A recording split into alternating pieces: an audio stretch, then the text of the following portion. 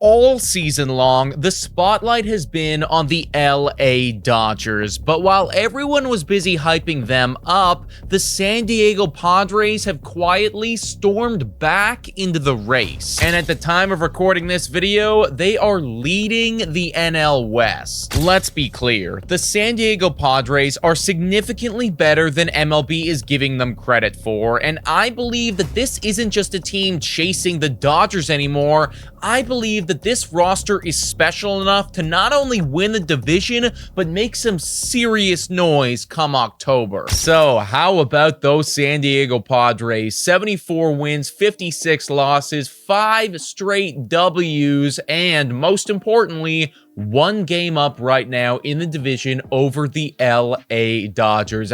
This team is rolling, they are looking lethal, and frankly, they are playing the best baseball out of anybody in the NL West. Looking over at their playoff odds, folks, it has skyrocketed recently. As you can see, and in the intro, I said, everyone was looking at LA because all season long, they were considered to be a lock to make postseason, and they still are right now. But that wasn't the story with the San Diego Padres. There was a roller coaster that has been happening this season, and quite literally, like 1 month ago, they were at a 38.3% chance to make the postseason, and now they're up to 99.6, which is 0.1% higher, according to Fangraphs, than the LA Dodgers. This is also a similar story when we're talking about winning the division.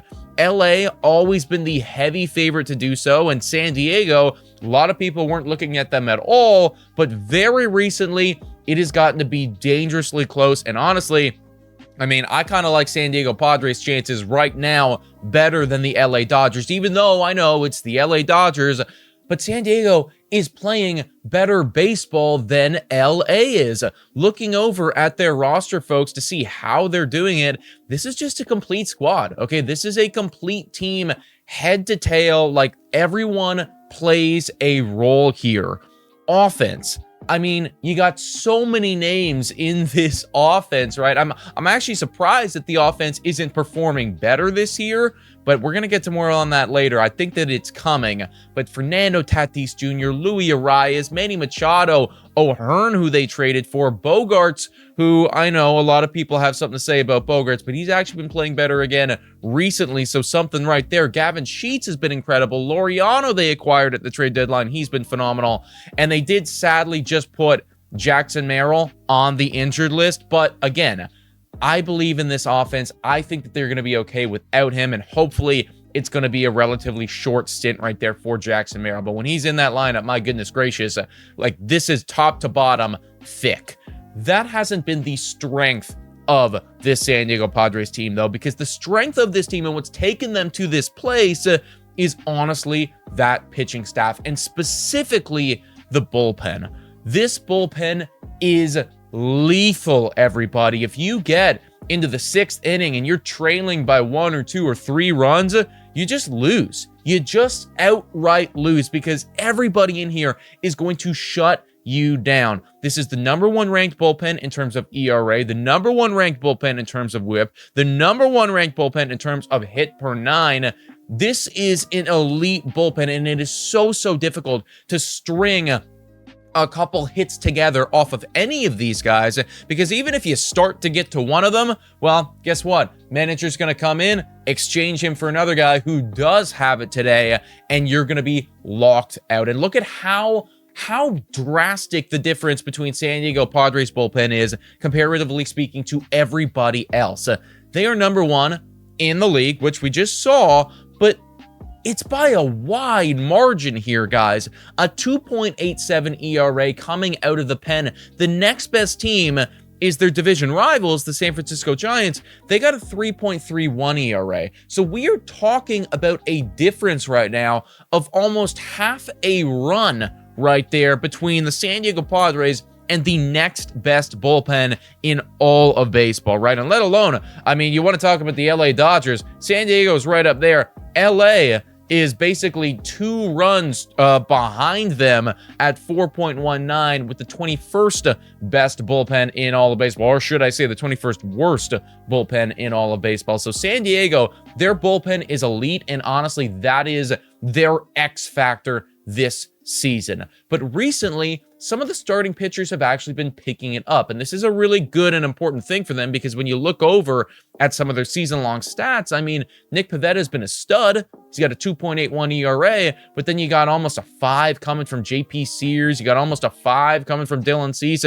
You have over a 5 ERA coming from you, and Nestor Cortez. I mean, you got him, but it's Nestor Cortez. We don't know what we're going to get out of him. So it is good to see that recently some of these guys are coming around. And I do say some because Dylan Cease still has an ERA over 5 in his last 30 games. And JP Sears, he's almost got an ERA of 5. But Yu Darvish is turning it around. He's 3-0 in his last 30 days, pitched 27 innings. That's a lot of innings for a guy like Yu Darvish, especially getting up there in age. That's a lot of innings for the guy. And I do think that San Diego, like, come playoff time, they're going to need to have at least 3. They're going to be able to bandage their way through some games because that bullpen is so elite, but you do want to have at least 3 starting good pitchers, and getting Yu Darvish back to where he was, that's going to be crucial for them. Pivetta, he's just been continuing what he's been doing all season long. But I think maybe the biggest surprise here is that Nestor Cortez, since coming over, like, the guy's been pretty good right now. He's got a 3 ERA in 21 innings. So, I mean, credit where credit is due. Like, Nestor Cortez is actually getting it done for the San Diego Padres. And all of this added with the bullpen is exactly why in the last 30 days, the Padres are 19-8 with an ERA, a team-wide ERA of 2.99. That's the best mark in baseball, and they are just absolutely killing it. Now, you need to score runs to win baseball games, and recently they are getting enough from their offense. I don't want to go so far to say that the offense is carrying this squad, because that's the pitching right now. The pitching's doing that, but the offense paired with this pitching is certainly good enough.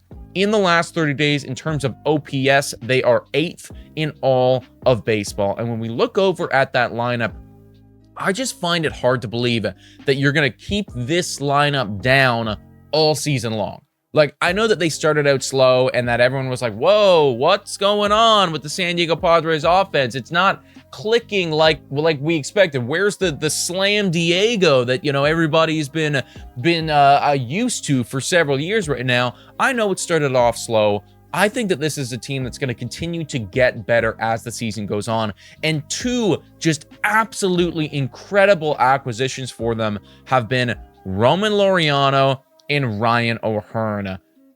Padres management cooked when they went and they traded for these 2 guys. Seriously, like, this has been such a difference maker, and you want to talk about putting all your chips in the middle, like, that's a move to do so. Looking over at what they have brought to the team, they were great coming into the San Diego Padres, and they've gotten even better since being a Padre. Roman Laureano, he's got a 905 OPS on the season, but since coming to San Diego, so this is since the trade deadline, he's batting .338 with an OPS of 977. Like, this is MVP level numbers at this point. He's playing like an MVP, and you brought him in at the trade deadline, right? You stole him from Baltimore, but I mean, what an acquisition right there for these Padres, adding this guy into the lineup, somebody who's got an OPS of almost 1 and is batting .338 for you. Like, that is just absolutely insane.